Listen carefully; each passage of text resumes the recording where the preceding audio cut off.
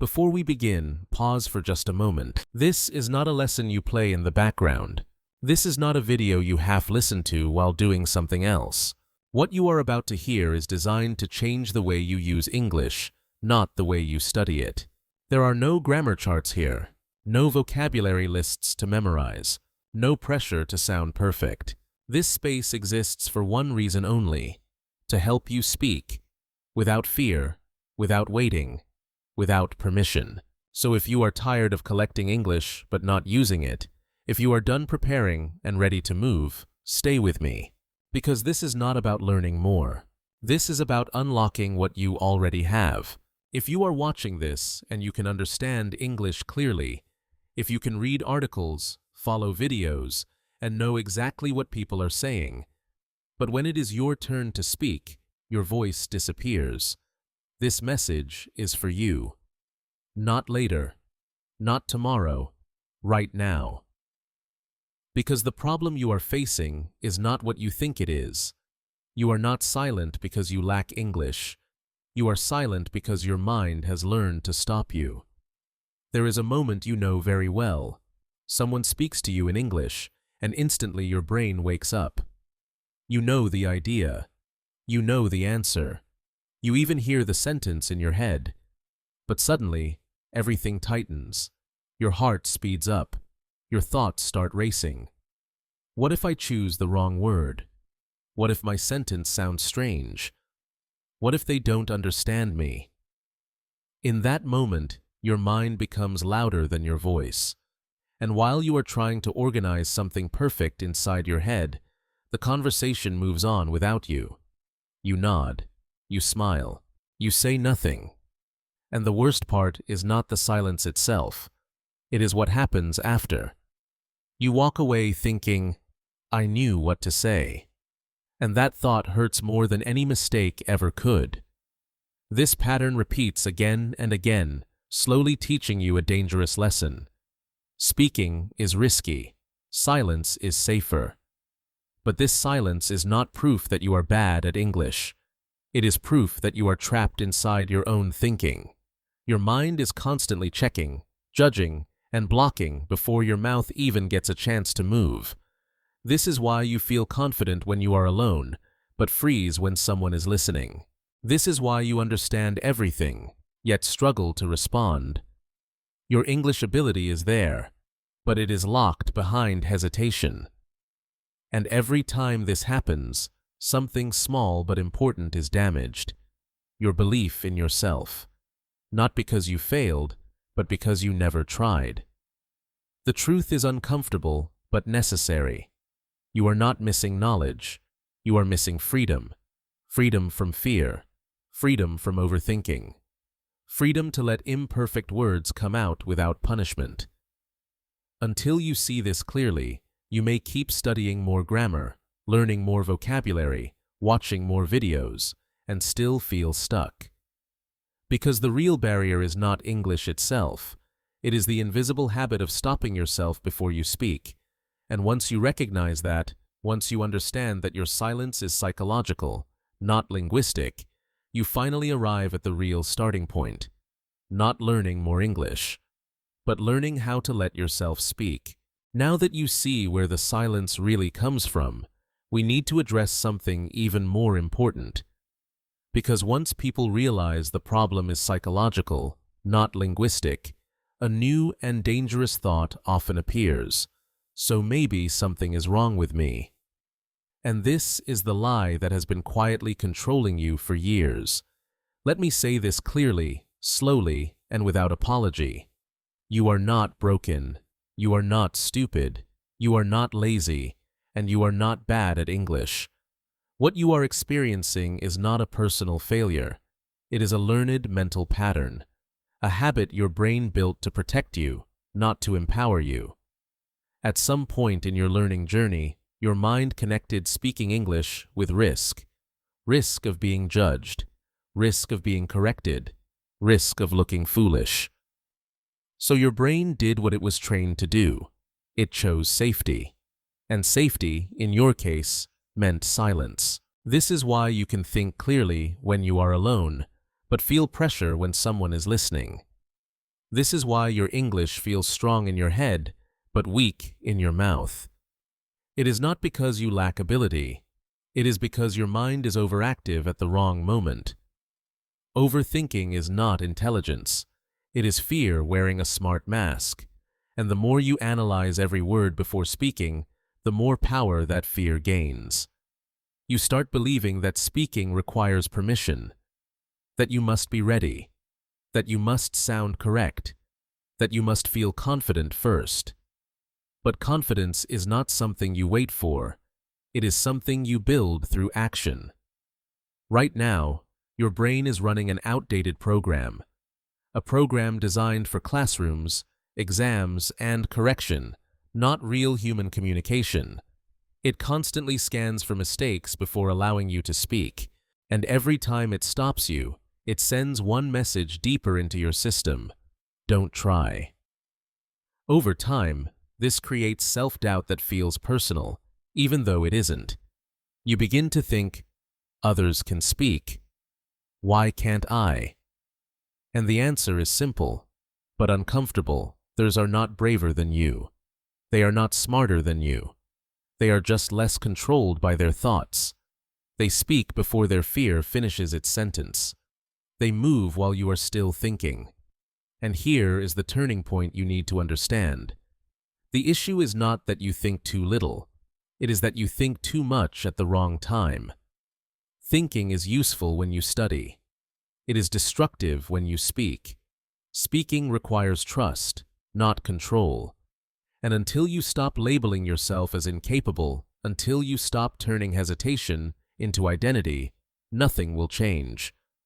The moment you realize that your struggle is a mental habit, not a personal flaw, is the moment real progress becomes possible. Because habits can be retrained, fear can be unlearned, and silence can be replaced, not by perfection, but by permission. Permission to speak, even when your thoughts are not quiet yet.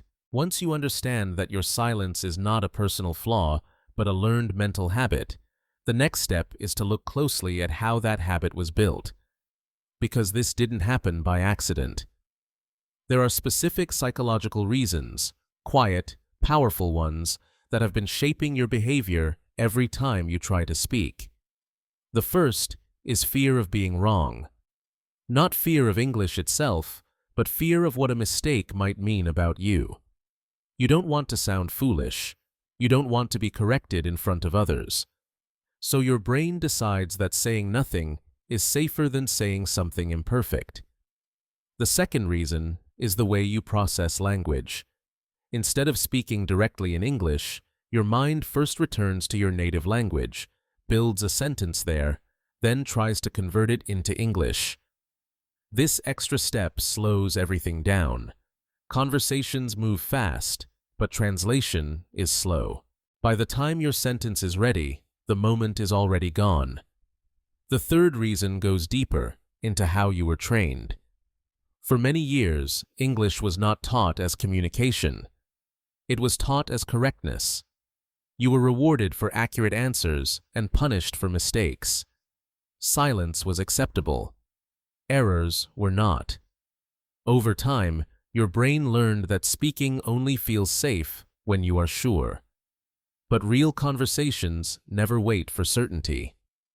The fourth reason is one almost no one talks about. Your mouth has never been trained. You read English. You listen to English. You understand English. But speaking is physical. It requires coordination, repetition, and muscle memory.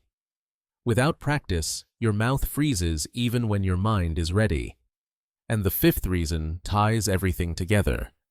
You believe confidence should come first. You tell yourself that one day, when you feel more confident, you will speak.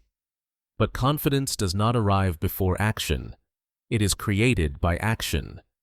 Waiting for it only strengthens fear. These 5 reasons are not language problems. They are psychological patterns. Each one reinforces the others, forming a loop that keeps you silent even though you know better. Fear creates hesitation. Hesitation creates missed chances. Missed chances create self-doubt, and self-doubt feeds fear again. The most dangerous part is that this loop feels logical, it feels intelligent, it feels like caution. But in reality, it slowly disconnects your knowledge from your voice. The good news is this: nothing here means you are incapable. These reasons explain why you struggle, but they do not define your limits. Once you see them clearly, they lose their power. Awareness breaks the cycle, because you cannot change what you do not understand. And now, you are no longer guessing why your mouth stays closed. You know exactly what is happening inside your mind, and that knowledge is the beginning of real control. Now that you clearly see the reasons keeping you silent, there is one truth you must accept before anything can change. Because understanding the problem is not enough if you still believe the wrong solution. Most learners think fluency comes from being correct, from sounding perfect, from finally reaching a moment where nothing feels risky anymore. But that moment never arrives. Fluency is not built by perfection. It is built by movement. Every fluent speaker you admire once spoke badly. Not sometimes, often. They used the wrong words. They mixed tenses. They paused awkwardly. They embarrassed themselves. And then they spoke again. This is the part most people never see. Fluency is not a clean process. It is messy, uncomfortable, and noisy. And that is exactly why it works. When you try to avoid mistakes, you also avoid growth. When you stay silent to protect your image, you slowly destroy your ability to speak. Broken English is not the opposite of fluency. It is the path to it. This is where many learners get stuck mentally. They believe confidence must come first. That one day they will wake up feeling ready, relaxed, and fearless. But confidence does not arrive before action. It is created by action. Confidence is not a requirement for speaking. It is a result of speaking. Think about any skill you learned in life. You did not feel confident before trying. You felt confident after failing, adjusting, and trying again. Speaking English works the same way. Fluency is a physical process. Your brain and mouth must move together, and movement requires permission, not perfection. The moment you allow imperfect words to come out, something important happens. Fear loses control. Hesitation weakens. Flow begins to form. This is why silence is so dangerous. Silence feels safe, but it teaches your brain that speaking is something to avoid. Action teaches the opposite. Every sentence you say, even a broken one, trains your system to respond faster next time. Every attempt strengthens the connection between thought and voice. Fluency grows in motion, not in preparation. In courage, not in correctness. The more you wait for the right time, the more distance you create between what you know and what you can express. And over time, that distance feels permanent. But it isn't. It only feels that way because you haven't crossed it yet. The moment you step forward, imperfectly, awkwardly, bravely, that gap starts to close. This is the shift you must make. Stop asking, "Is this sentence correct?" Start asking, "Am I moving?" Because movement creates fluency. Silence creates fear. And once you accept that progress matters more than precision, you stop being a student waiting for approval and start becoming a speaker in motion. That is where real fluency is born. Once you accept that fluency is created through movement, not perfection, the next question becomes unavoidable. What exactly should you move? And the answer most learners don't expect is this: your mouth, not your grammar book, not your vocabulary list, not another explanation video. Your mouth. For years you have trained your brain. You've read English. You've listened to English. You've understood English. But speaking is not a thinking skill. It is a physical one. And this is where the gap appears. You know what to say, but your mouth hesitates. Your tongue feels slow. Your voice feels unnatural. That is not a knowledge problem. That is a training problem. Think about any physical skill, playing an instrument, swimming, dancing. You don't become good by understanding it. You become good by repeating the movement until your body remembers it. English works the same way. Fluency lives in muscle memory, in rhythm, in sound, in flow. When your mouth has never practiced forming English sentences at speed, it freezes under pressure, even if your brain is ready. This is why so many learners say, "I understand everything, but I can't speak." Their brain arrived years ago. Their mouth never did. And until you train it, nothing changes. Training your mouth means speaking out loud every day, on purpose. It means repeating short, real sentences until they feel natural, not whispering, not thinking silently, speaking with voice, emotion, and intention. When you repeat a sentence out loud again and again, your mouth learns the movement, your tongue learns the sound, your timing improves, hesitation fades. Over time, words begin to come out without permission from fear. This kind of training may feel uncomfortable at first. Your voice may sound strange to you. Your pronunciation may feel awkward. That discomfort is not a sign you are doing it wrong. It is a sign that your mouth is waking up. And the more you do it, the easier it becomes. This is how actors prepare. This is how public speakers train. This is how fluent speakers are made. They don't wait until speaking feels natural. They speak until it becomes natural. You don't need long speeches. You don't need perfect sentences. You need repetition. Short phrases, real expressions, spoken clearly, out loud, again and again. When your mouth is trained, your brain relaxes. When your brain relaxes, your voice flows.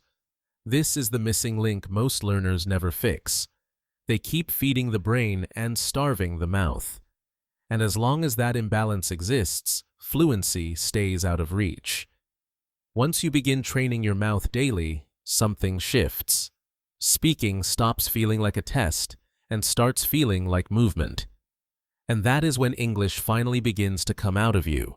Not slowly, not carefully, but naturally.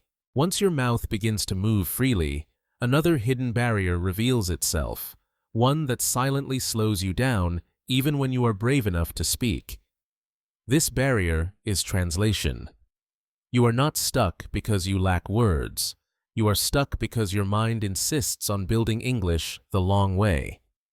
Before a sentence reaches your mouth, it first travels back to your native language, then returns to English piece by piece. This detour costs you time, confidence, and flow. Conversations are fast. Thought-by-thought translation is not. That is why you feel pressure. That is why your sentences arrive late. That is why the moment escapes before your voice does. Fluent speakers do not speak word by word. They speak in chunks, in ready-made pieces of meaning, short phrases that carry intention, emotion, and rhythm all at once. This is the shift you must make. Stop trying to construct English. Start retrieving it. When you think in phrases, your brain stops calculating and starts responding. Instead of searching for the perfect sentence, it reaches for a familiar block of language and releases it instantly. I'm not sure. That makes sense. Let me check. It depends. These expressions are not impressive. They are powerful because they are fast. They remove hesitation. They reduce fear. They create space for flow.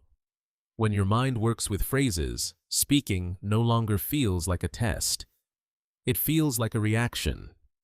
This is how natural language works. Think about how you speak your native language. You don't assemble sentences from grammar rules. You release meaning in groups. English fluency follows the same rule. But many learners never practice this skill. They memorize vocabulary in isolation. They study grammar separately, and then they wonder why speaking feels heavy. The brain does exactly what it was trained to do: analyze instead of express. Phrase-based thinking retrains that behavior. It teaches your mind to move forward without stopping to check every detail. The more phrases you repeat out loud, the faster they become automatic. They bypass translation. They bypass fear.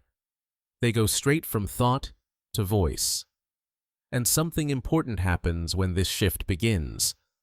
Your speaking speed increases, not because you are rushing, but because you are no longer delayed. Your confidence rises, not because you sound perfect, but because you sound natural. You begin to respond instead of preparing. This is real-time English, not planned, not polished, alive. You do not need thousands of phrases. You need a small collection used daily, spoken aloud, in real situations. Once your brain learns that it does not have to translate, it relaxes. Once it relaxes, your voice flows. And when that happens, English stops feeling like something you must control and starts feeling like something you can simply use.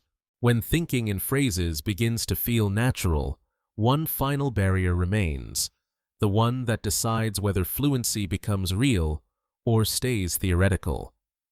This barrier is inconsistency. Many learners know what to do, but they do not do it often enough. They speak only when they feel motivated, when the situation feels safe, or when the opportunity appears. And because those moments are rare, progress stays slow. Fluency is not built through occasional courage. It is built through routine, through showing up every day, even when nothing feels special. This is why you must create a daily speaking habit, one that does not depend on mood, confidence, or external pressure. Speaking English must stop being an event and start becoming a normal part of your life. That means choosing a fixed time each day where English is non-negotiable. 10 minutes is enough. What matters is consistency, not duration. When your brain knows that every day, at the same time, you will speak, resistance decreases. Fear has less room to negotiate. The habit carries you forward even when motivation disappears. During this time, your only rule is simple: speak first, fix later. Do not interrupt yourself to correct every mistake. Do not restart sentences. Do not pause to search for perfection. Let the sentence finish. Let the idea come out. Correction belongs after speaking, not during it. Speaking is live. It needs flow. When you stop mid-sentence to judge yourself, you break that flow and teach your brain to fear movement. Fluent speakers do not protect every word. They protect momentum. They keep going, adjust naturally, and move on. You must do the same. This daily practice is not about sounding impressive.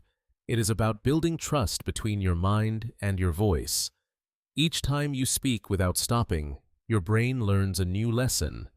Speaking is survivable. Speaking is allowed. Speaking does not require permission. Over time, this changes everything. Hesitation weakens. Fear loses authority. Your voice becomes more stable because it has been used regularly. You begin to notice that you no longer need to prepare as much. Responses come faster. Silence becomes uncomfortable, not speaking. And this is the real transformation. English stops being something you plan to use one day. It becomes something you use today. This habit also changes how you see yourself. You are no longer a learner waiting to be ready. You are a speaker in training, actively building fluency through action. And once speaking becomes part of your daily rhythm, it no longer feels heavy. It feels normal. The final truth is this: Fluency does not arrive through dramatic breakthroughs. It arrives quietly through daily repetition, imperfect sentences, and the decision to speak anyway. When you commit to speaking every day and stop pausing for perfection, English stops being a goal in the future and starts becoming a voice you already have. If you have stayed with me until this point, that already says something important about you. You are not here by accident. You are here because part of you is tired of staying silent, tired of knowing more than you can express, tired of letting fear decide when you speak. Let me tell you this clearly. You are ready. Not because your English is perfect, but because you are willing to move. From today, stop waiting to feel confident. Speak first. Let the words come out imperfectly. That is how confidence is built. Now do one simple thing. Pause for a moment and say one sentence in English out loud. Just one. Then do it again tomorrow. If you want to keep training your voice, your mind, and your courage, stay with this channel. Comment one sentence in English below. This is not just learning. This is practice. And practice is where fluency begins. This channel is not here to impress you. It is here to train you. Every video is built for one purpose: to help you turn understanding into action and silence into a voice. If you come back, don't come back as a viewer. Come back as a speaker. Use these videos out loud. Pause them. Repeat with them. Speak through them. This is your speaking space, your daily practice room, your place to build fluency the only way it truly grows, by using it. No perfection required, only consistency. I'll see you in the next session.